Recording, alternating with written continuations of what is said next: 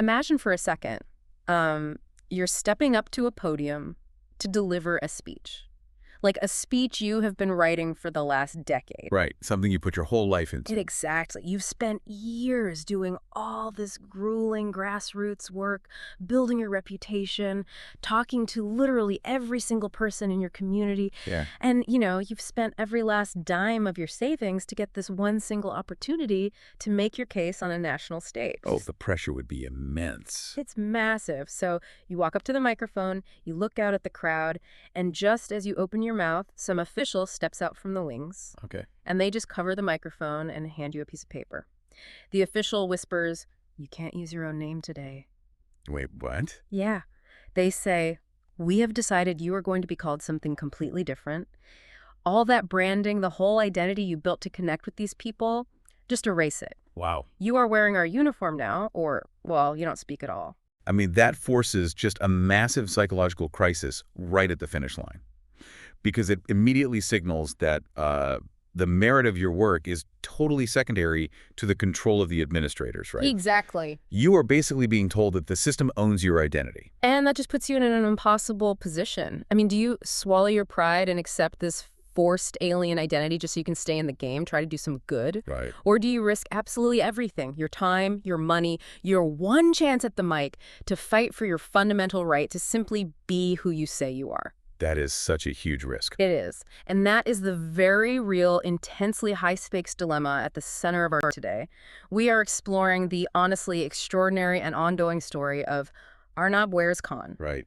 He is an independent candidate running for the Jamalpur II, which is also known as the Islampur parliamentary seat in the 13th national parliamentary election of Bangladesh. And the source material we are working with today provides this highly detailed, multi-dimensional view of his campaign. It really does. We are synthesizing recent investigative news reports from outlets like Bangladesh Mail 24 and Talash BD. Yeah, plus those really fiery analytical op-eds from Muktakal. Exactly. And also these extensive video transcripts that chronicle Arnab's legal and political battle in his own words. Which is so helpful. It is.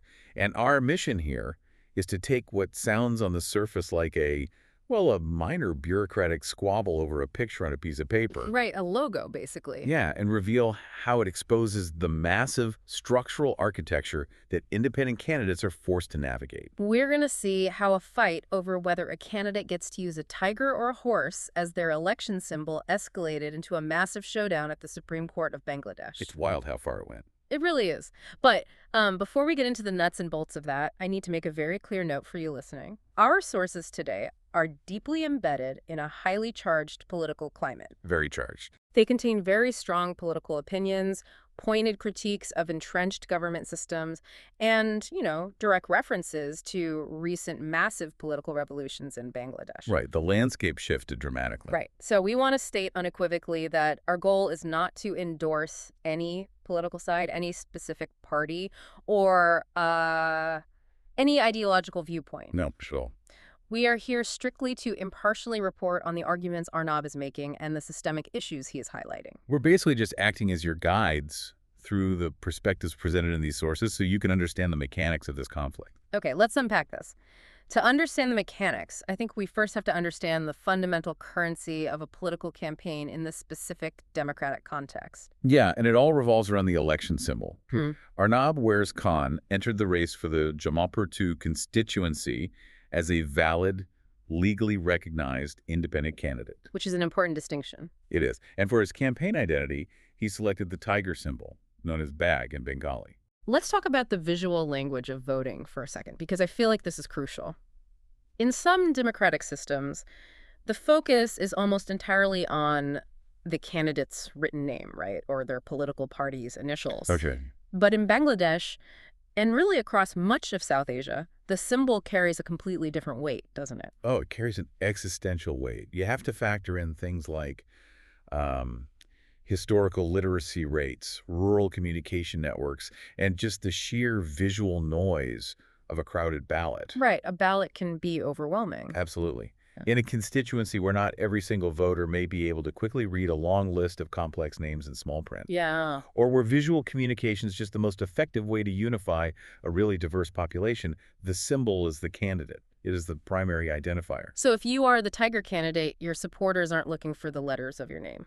No, exactly. They are scanning that ballot for the image of the tiger. It's basically the ultimate shorthand. Exactly. The symbol becomes imbued with the candidate's entire platform, their personality, and their promises. When a candidate chooses a symbol, they are establishing a semiotic contract with their voters. I love that phrase, semiotic contract. So when Arnab chose the tiger, he wasn't just picking a cool logo for his flyers. Not at all. Yeah. He was establishing his public persona as someone fierce, independent, and deeply rooted in the cultural resonance of Bengal. Right, because the Royal Bengal tiger is a massive symbol of national pride and strength there. Exactly. And according to the official channels at the time, he was playing completely by the rules, right? He had every right to claim it. He did. The sources are very specific on the timeline here. On December 11, 2025, the Election Commission published an official gazette. And for those who might not be familiar with that bureaucratic terminology, a gazette is essentially the absolute legally binding public journal of a government. Right. If it is in the gazette, it is the law of the land for that specific administrative period. Exactly. And this gazette outlined the 119 available symbols specifically reserved for independent candidates in the 13th national parliamentary election. And right there on the list, completely available for the taking, was the tiger. Yes. Not only was it in the Gazette, but the whole bureaucratic machinery had already started incorporating it into the physical reality of the election. Wait, really? Like how? Well, Arnab's sources point out that the tiger symbol was already printed on the official postal ballots that were being prepared. Oh, wow. Yeah, it was also featured on the sample instructional posters that the Election Commission circulates to educate voters on how to cast their ballots. Okay, so by all official, physical, and legal metrics, the tiger was a free and clear option. Completely free and clear. Because of that official confirmation, Arnab did what, well, any rational, organized candidate would do. He built his entire operational infrastructure around it. Which is expensive. Very. The sources detail the massive logistical rollout his team prepared. They designed all the leaflets, painted the banners, developed the digital audiovisual materials. Yeah. And they even produced original campaign music, all centering around this imagery of the tiger. Which brings us to Symbol Allocation Day, January 21st, 2026. Right. In a functioning bureaucratic system, this day is a mere formality. You show up, you cross-reference your request with the Gazette, the official stamps your paperwork, and you go out into your constituency to launch your campaign. Simple enough. But the local returning officer, the official responsible for actually executing the election logistics on the ground in that specific district, throws a massive wrench into the gears. A huge wrench. They just flat out deny him the tiger. And the justification provided by the Election Commission is where we start to see the gears of bureaucracy being used as a weapon, or at the very least, as this impenetrable wall. So what was their excuse? They claimed that they could not allocate the tiger because it had previously belonged to a deregistered political party called the Progressive Democratic Party, or the PDP. According to the commission, because the PDP had been deregistered, the fate of their symbol was tied up in a pending writ petition in the High Court, rendering it untouchable. Okay, on the surface, if you are just a casual observer, that sounds like a plausible legal hurdle. Sure, sounds official. Right, like a party loses its registration, they sue to get it back, and the court freezes their assets, including their symbol, until the case is resolved. It sounds like standard legal prudence. Right. But Arnab doesn't just accept that explanation at face value. No, he treats it like a researcher. He dives into the actual legal status of that specific writ petition. And what does he find? He finds something that completely dismantles the Election Commission's excuse. Arnab discovers and presents evidence that the specific writ petition the commission was citing wasn't pending at all. Wait, so it wasn't even active? Nope. It had been officially dismissed by the courts back in 2020. Oh, wow, 6 years earlier. Exactly. And it wasn't just dismissed on a technicality. It was given the legal status of not pressed, rejected. Okay, let's break down that legal phrase, not pressed, rejected, because I think it explains the absolute absurdity of the situation. Yeah, so in a legal context, when a petition is dismissed as not pressed, it means the party who filed the lawsuit essentially abandoned it. Oh, I see. They stopped showing up, they stopped pushing the argument forward, and so the courts threw it out. It is the legal equivalent of a dead end. So there is no pending litigation? None. There is no freeze. Yeah. The matter's completely closed. So the Election Commission is using a zombie lawsuit, a case that literally died of neglect 6 years prior, as the foundational legal excuse to deny a candidate, a symbol that they themselves just published in a legally binding gazette a month prior. It is a stunning contradiction, honestly. It really is. It highlights a severe disconnect within the administrative body. I mean, either the local returning officer is operating on vastly outdated, incorrect legal databases, Which points to just gross incompetence. right, or they are selectively weaponizing obscure, defunct legal files to intentionally block an independent candidate.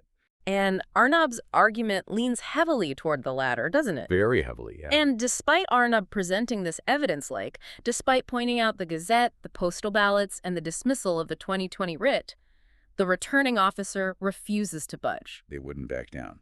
They deny him the tiger. But they don't just leave him with nothing, which is the crazy part.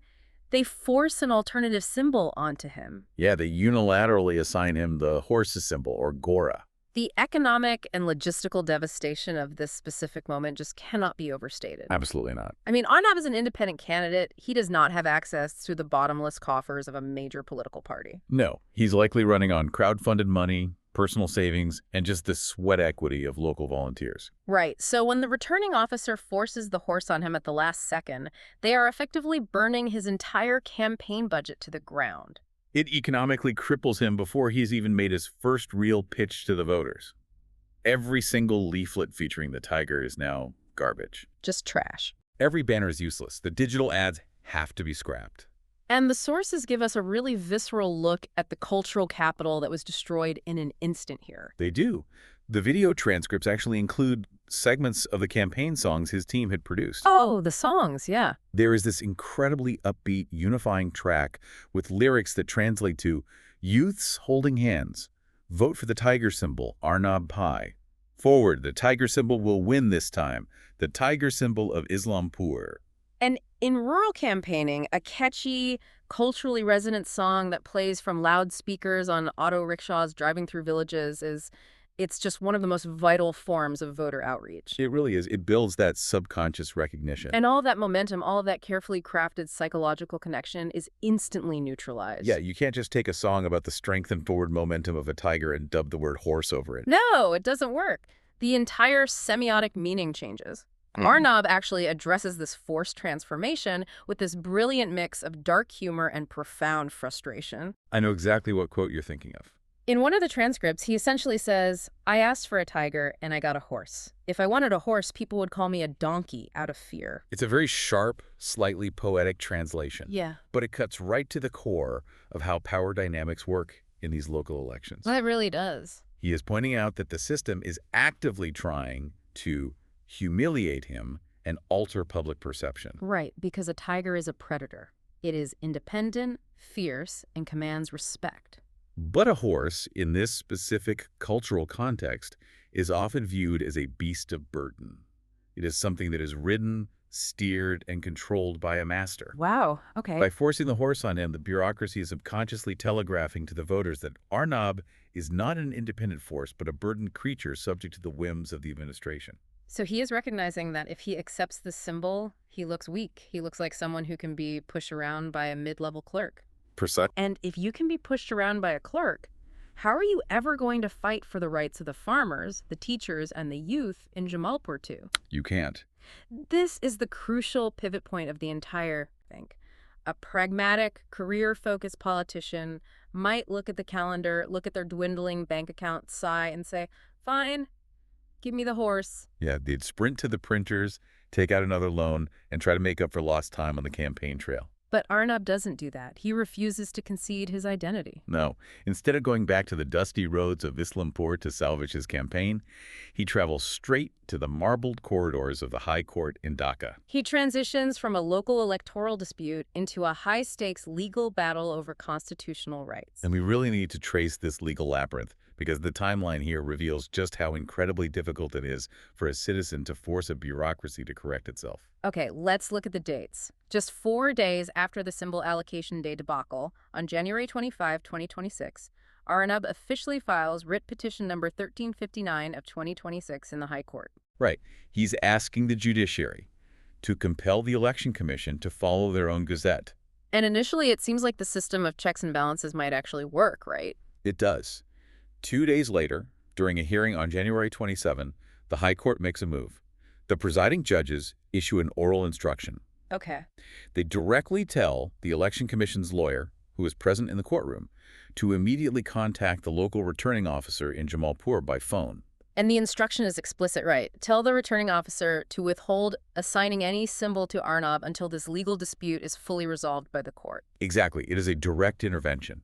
The judicial branch is telling the executive administrative branch to pause the machinery. So what happens when that message gets relayed to Jamalpur? Well, the mechanism of bureaucratic isolation kicks in what is detailed in the sources as just a staggering display of systemic disconnect.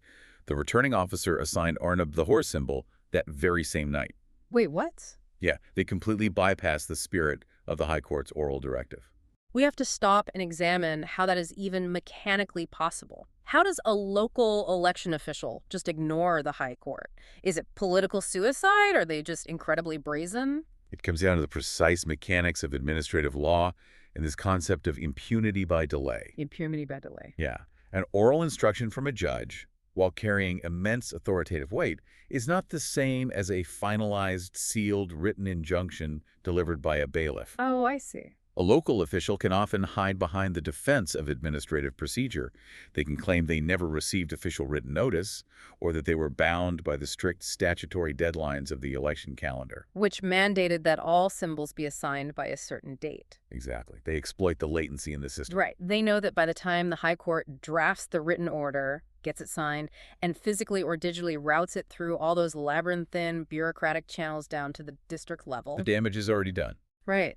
The symbol is assigned, the ballots are sent to the printers, and the administrative reality on the ground has been altered. Exactly. It is a classic tactic used by entrenched bureaucracies globally. Yeah.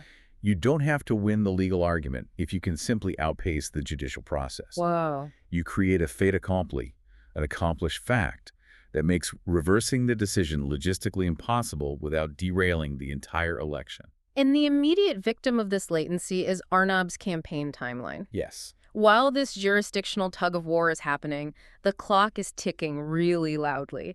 The sources highlight this brutal window from January 22 all the way to February 10th. Almost 3 weeks. Right. During this nearly 3-week period, all of his political rivals, the candidates representing the massive established party machines, are out in the constituency. They are holding rallies, mobilizing volunteers, pressing the flesh, locking in voter commitments. Meanwhile, Arnab is effectively frozen in amber. He is physically pacing the corridors of the court in the capital city, hundreds of kilometers away from his voters. He is burning his most precious, non-renewable resource time. Yeah. He actually noted in an interview that this specific window was the exact period designated for his primary promotional campaign. The bureaucracy didn't just steal his symbol, they stole the most critical 3 weeks of his political life. Which makes his next move even more astonishing. After finally receiving the full written verdict from the High Court weeks later on March 3, he doesn't take whatever legal compromise is offered and rush back to Jamalpur. No, he doesn't. He doubles down. He escalates the fight directly to the Supreme Court of Bangladesh, the highest judicial authority in the nation. This escalation is where we really see Arnab crystallizing his philosophy on what it actually means to be a representative of the people. Okay, how so? Well, what's fascinating here is how he uses this friction between the judiciary and the electoral body to articulate a very powerful argument about the nature of modern political agency. Right. He begins speaking extensively about the concept of puppet politicians. I noticed that specific phrasing in the Talash BD report. He uses incredibly strong, almost visceral language about the dangers of being remote controlled by the administration. He is arguing that this legal battle is no longer about whether a tiger or a horse looks better on a poster. It is a fight against systemic programming. Yeah. His logic works like this. If the election directors possess the arbitrary power to force a symbol on you against your will, against their own published gazette, and in defiance of an oral high court directive, Then your independence is an illusion. exactly, you are not a public servant. You are, in his exact words, a programmed robot. Okay, I want to push back on his strategy here, though. Let's look at this purely from a pragmatic, realpolitik perspective. Sure. We know the system is flawed. We know the returning officer overstepped. But if Arnab's ultimate goal is to help the people of Islampur, isn't he failing them by not being on the campaign trail? That's a fair question. Right. I mean, why not just accept the reality of the corrupt game, take the horse, use that anger to fuel a massive grassroots sprint, and win the seat? Once he is a member of parliament, he actually has the legislative power to change the election commission's rules. Isn't it better to win ugly than to lose righteously? That is the exact tension that separates traditional political operatives from ideological reformers. Yeah. It is a completely rational critique, but it fundamentally misunderstands Arnab's core thesis on structural corruption. Okay, help me understand. For Arnab, accepting the horse in the name of pragmatism is the first step in systemic capitulation. How so? If he wins, right? Because if he validates the arbitrary power of that local returning officer on day one, he has established a precedent of submission. He is telling the bureaucracy, if you squeeze me hard enough, I will bend. Oh, wow. I see. If he compromises on his very name and identity before the election even happens, how can he ever look his voters in the eye and promise to stand strong when the stakes are infinitely higher? Right. How can he fight a corrupt land deal or advocate for fair resource allocation if he has already proven he won't even fight for his own name? Ah, I see the mechanism he is pointing at. He is arguing that the means define the ends. If you enter the system through a doorway of capitulation, you will govern through capitulation. Exactly. He uses the Supreme Court appeal not as a delay tactic, but as a human stress test for the rule of law. It's an audit, really. It is. He is demanding the highest court answer a terrifying question. If a local election official can blatantly ignore the spirit of a high court directive, what chance does a poor farmer or an ordinary citizen have against the daily grind of bureaucratic overreach? Yeah. He is literally turning his campaign into a living audit of the democratic infrastructure. He is basically saying, I refuse to play a rigged game even if I think I can win it because participating validates the rigging. Right. And this absolute stubborn defiance doesn't just materialize out of thin air in a courtroom. To really understand why he is willing to immolate his own campaign to prove a point, we have to look at his background. We do. Because Arnab is not a lawyer, and he doesn't come from the traditional political ruling class. No, the sources reputedly emphasize that Arnab primarily identifies as a social worker. Right. He is a young man who has spent his time working on grassroots community issues, and he views his entry into politics as a natural extension of trying to solve practical, everyday problems for the people of Jamalpur too. So he is stepping into an arena dominated by massive historical party machines. Yes. And because he is stepping in as an independent, unaffiliated social worker, he faced a literal mountain of bureaucratic hurdles long before this tiger versus horse fiasco even started. The system is basically designed with a massive moat around it. It is. The symbol issue was merely the final straw in a long sequence of systemic friction. The sources detail the grueling verification process that independent candidates are subjected to. Right, a process that party-affiliated candidates entirely bypass, which is crazy. Entirely. And the most significant of these obstacles is the 1% voter signature rule. Okay, let's get into the specific mechanics of this rule, because it is fascinating how a seemingly democratic requirement can be completely weaponized. It really is. The rule states that an independent candidate must gather the verifiable signatures, and in some cases the fingerprints, of a full 1% of the total registered voters in their specific constituency just to prove they have enough support to be on the ballot. On paper, the stated logic for this rule is to prevent the ballot from being flooded with hundreds of joke candidates or people who have zero local backing. Sure, which would make election administration impossible. Right. But in practice, it is a devastating tool for gatekeeping. Think about the logistics. It sounds like a nightmare. You have to mobilize a team to go door to door in a rural constituency, asking ordinary working-class citizens to officially, legally put their name and biometric data on a document declaring their support for an independent challenger. Which, in a highly polarized, often volatile political environment, is asking citizens to take a massive personal and economic risk. A huge risk. You are asking them to publicly out themselves as opponents of the ruling party machinery. If that list gets into the wrong hands, those voters could face reprisal from local officials, lose access to government services, or face physical intimidation. And that intimidation isn't just theoretical. The sources report that Arnab's campaign workers faced intense threats from opposing political factions while trying to meet this requirement.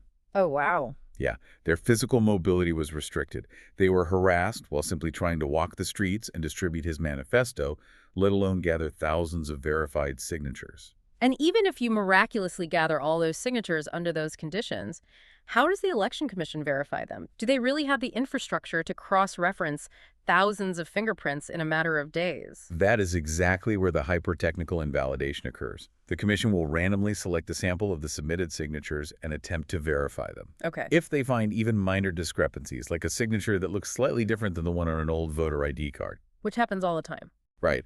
Or, say a voter suddenly denies signing the form out of fear of retribution when a government official knocks on their door to ask about it. Oh, that makes total sense. If that happens, the entire candidacy can be thrown out.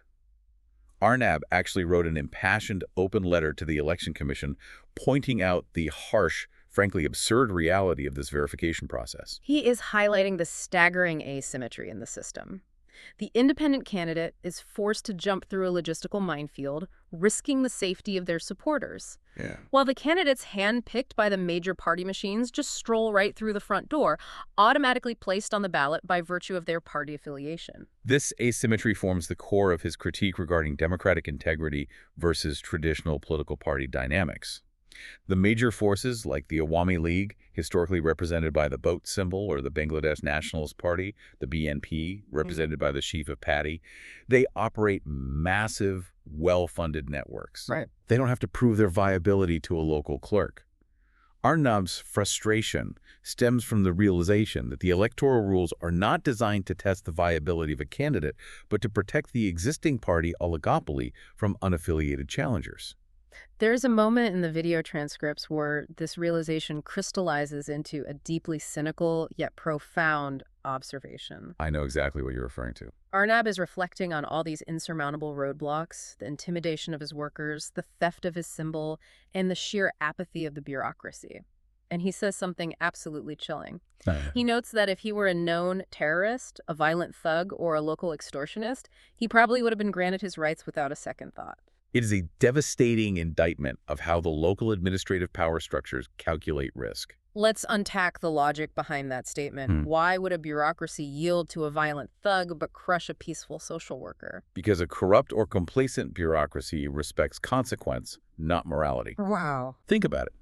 If a violent political enforcer demands a specific symbol or submits questionable signatures, a local returning officer might approve them out of genuine fear for their own personal safety or their family's well-being. Right. The threat of immediate physical consequence forces compliance. Exactly.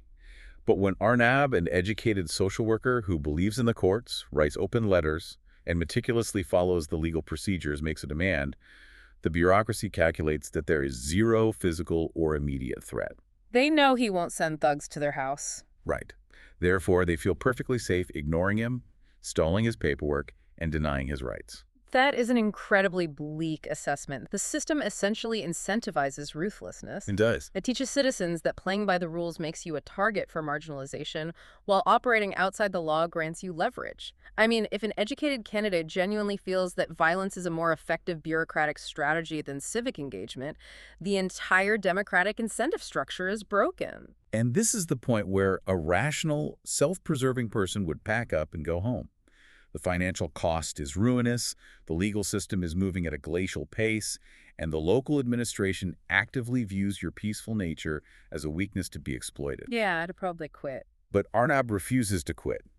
And the sources provide a very clear explanation for this seemingly irrational resilience.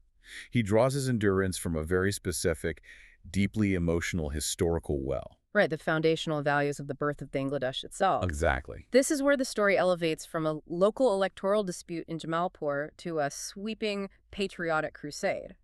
Arnab's entire worldview and his absolute refusal to bow to systemic pressure is driven by the ethos of the 1971 Liberation War. The sources make a crucial biographical note here. Arnab is the son of a freedom fighter. That is huge. It really is. The 1971 War for Independence, the bloody, traumatic, and ultimately victorious struggle against the oppressive state machinery of West Pakistan, is not abstract history in a textbook for him. It is a living family legacy. Yes. The stories of ordinary citizens standing up to a massive, well-equipped military bureaucracy are the stories he was raised on. And he actively weaves this history into his current battle. Throughout his speeches, his open letters, and his court appearances, he frequently invokes the titans of that era. He really does. He references Bangabandhu Sheikh Mujibur Rahman, Tajuddin Ahmed, Maulana Pashani, and Major Ziaur Rahman. And the specific combination of those names is highly analytical on Arnab's part. I was going to point that out. For anyone unfamiliar with the intricate political history of Bangladesh, mentioning all those figures in the same breath is a very deliberate, almost radical choice, isn't it? It absolutely is. Those leaders represent different factions, different ideologies, in some cases intensely opposing legacies in modern Bangladeshi politics. Right. The major political parties today trace their lineage back to specific individuals on that list and often demonize the others. By invoking all of them simultaneously, Arnab is strategically bypassing the modern hyper-polarized partisan divide. Oh, that's brilliant. He is rejecting the fragmented party politics of today and tapping straight into the original unified DNA of the 1971 revolution. He is summoning the spirit of a time when the entire nation, despite its differences, united against a common oppressor. He is drawing a direct, undeniable parallel. He is framing the local election bureaucracy not as a set of rules to be followed, but as the modern manifestation of that same oppressive machinery his father fought against. Exactly. There is a famous declaration he makes, which the press heavily quoted, that sums this up perfectly. I am not a robot made in a factory that runs on a remote control. I am an unsold Bengali. An unsold Bengali. Yeah. It's a brilliant piece of rhetoric. If we connect this to the bigger picture, it connects his fight for the tiger symbol to the fundamental concept of self-determination. Right. He is arguing that the core objective of the 1971 liberation was not just to draw new borders on a map, but to secure the right of every individual citizen to self-govern, to speak with their own voice, and to refuse to be commodified by a ruling elite. It totally recontextualizes his Supreme Court battle. He acknowledges in the sources that he might lose the actual election. He knows the odds are against him. He knows he has been sidelined for 3 weeks and his budget is gone. But he states explicitly that he would rather lose like a hero fighting injustice than survive as a coward by selling out his spine, principles, and the rights of the people. By taking this to the highest court in the land, he is forcing the judicial system to confront its own foundational myths. Yeah. He is essentially saying, you celebrate the heroes of 71 who fought against an unjust system. Well, here I am fighting an unjust system. Are you going to stand with the spirit of liberation, or are you going to protect the modern bureaucracy? Wow. He frames his legal fight as a moral victory in and of itself, regardless of whether he ever sits in parliament. But you know, what I find so compelling about this story is that amidst all this grand philosophical rhetoric, amidst the high-stakes constitutional showdowns and the sweeping historical comparisons, Arnab remains incredibly grounded. He does. The sources capture a deeply humanizing, almost vulnerable element to his character that prevents him from just becoming a political caricature. The contrast is striking. I mean, you have a man who is actively challenging the entire electoral establishment, giving fiery, impassioned speeches on the steps of the Supreme Court about being an unsold Bengali. Right.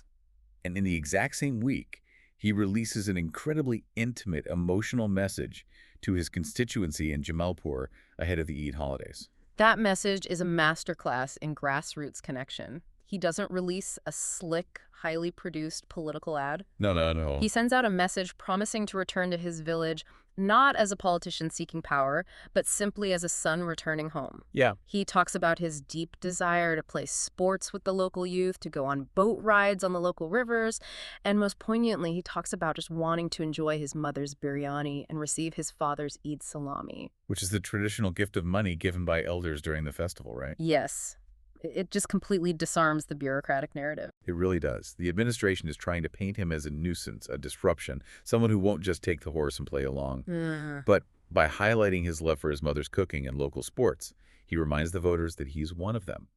He is anchoring his lofty political philosophy in the everyday, lived reality of rural Bangladesh. It makes his fight universally relatable. It sends a message that says, I am not fighting the Supreme Court because I'm obsessed with power. I am fighting them because they are standing in the way of ordinary people like us just trying to live our lives, celebrate our holidays, and have a fair say in our future. It is the ultimate man-of-the-people ethos deployed against a faceless, rigid institution. Arnab isn't just looking backward to the revolution of 1971. No, he isn't. He offers a very sharp, very uncomfortable autopsy of a much more recent upheaval and asks if anything actually changed. This requires us to look at the immediate political context surrounding this 13th parliamentary election. The sources repeatedly reference the July Revolution or the 24 Uprising. Right. And for those unfamiliar with recent events, this refers to a massive nationwide mass movement in Bangladesh. A huge movement. It was driven primarily by students and youth, and it was aimed at ending systemic discrimination and upending a long-standing political status quo that had essentially maintained an iron grip on power since 2008. The streets demanded a total reset of the democratic architecture. Arnab, being a young, independent social worker, was naturally aligned with the hope generated by that uprising. Of course. He states openly in the video transcripts that he genuinely believed the events of 2024 would finally break the oligopoly of the major parties.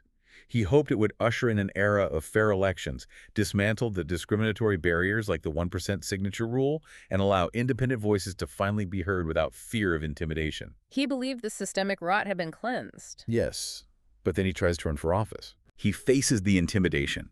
He watches the returning officer ignore the high court. He has his tiger symbol stripped away and replaced with a horse.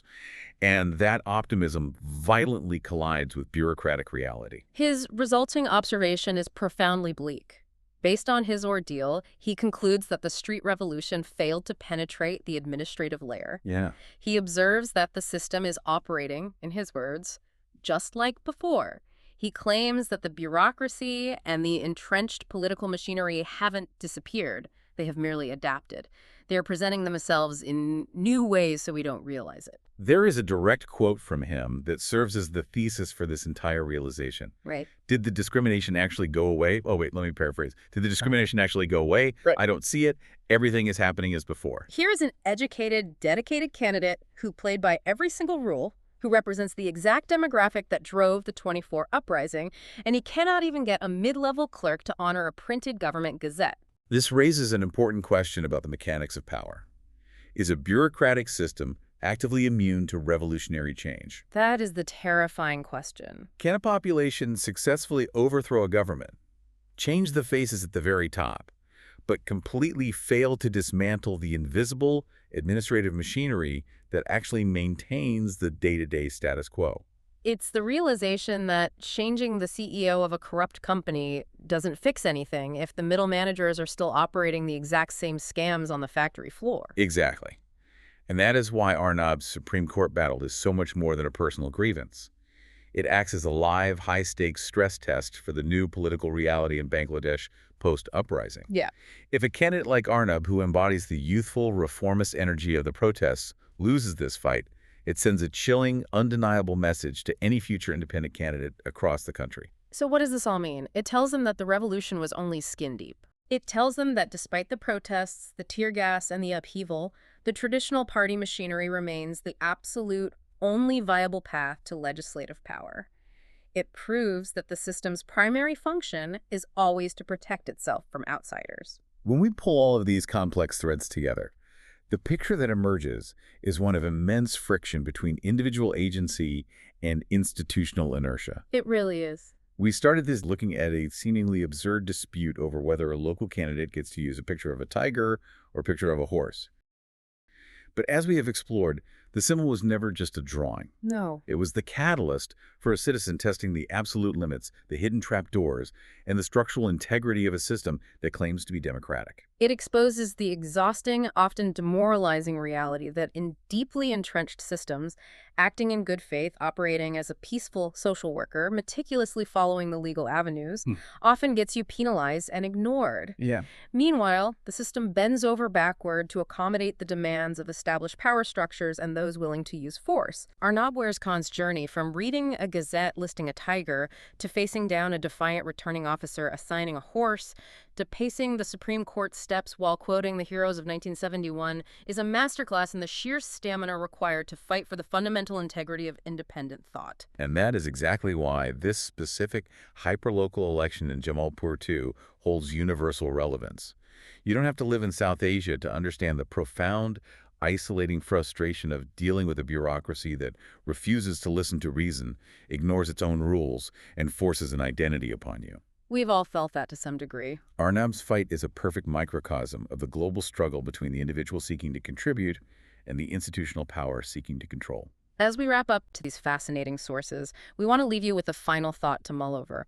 We have spent this entire time dissecting an immense, grueling, financially ruinous, and legally exhausting battle. And what was the prize Arnab was fighting for? It wasn't a seat in parliament. It wasn't the passage of a new law. The entire fight was just to secure a specific name and a picture on a piece of paper. That's it? It was just the right to walk up to the starting line and introduce himself to the voters on his own terms. He hasn't even begun the actual fight over policy, resources, or governance yet. If the guardians of the political architecture are willing to fight this, ruthlessly willing to defy high court orders, ignore their own published laws, and weaponize obscure rules just to control a mere symbol, just to force a candidate to look like a horse instead of a tiger. Yeah. Imagine the insurmountable towering walls they will build when an independent thinker actually gets inside the building and tries to dismantle the power structure itself. Does the true measure of a democracy lie in who eventually wins the election on voting day, or does it lie in how viciously the system treats the person who dares to stand alone at the starting line? It is a heavy question, and one that challenges how we view every election around the world. Thank you so much for joining us. Keep questioning the systems around you, keep looking closely at the rules of the game, and we will catch you next time.